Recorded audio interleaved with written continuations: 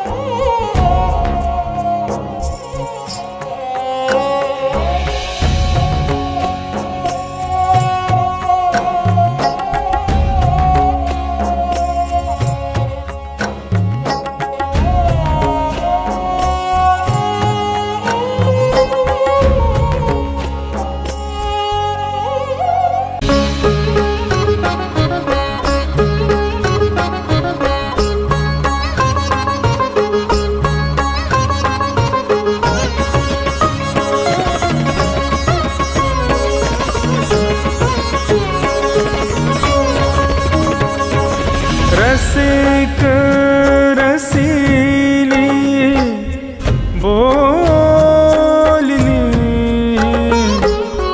गिर चढ़ी गाए बुला गाए बुलाए धूधरी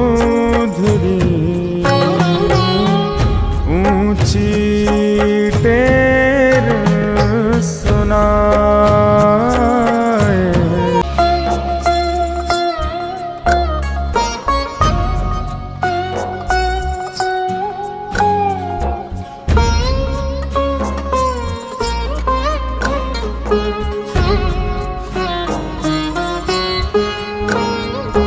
दर्शन को नैना तपे,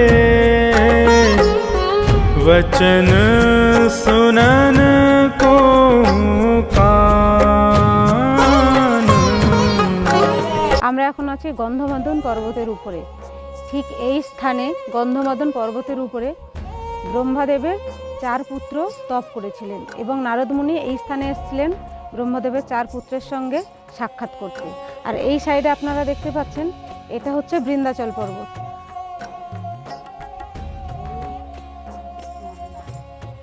আর ঠিক গন্ধমাদন পর্বতের সামনেই দেখতে পাচ্ছেন এটা নরনারায়ণ পর্বত। আর নরনারায়ণ পর্বতের ওই পারেই আছে আদি বদ্রীনাথ।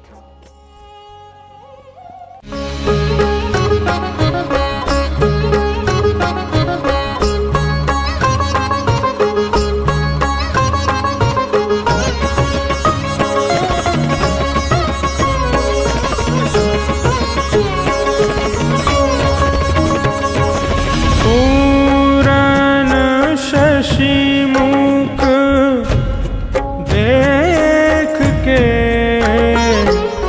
चित चोट्यो वहीं ओर। रूप सुधा रस पान को जैसे चंद चकोर।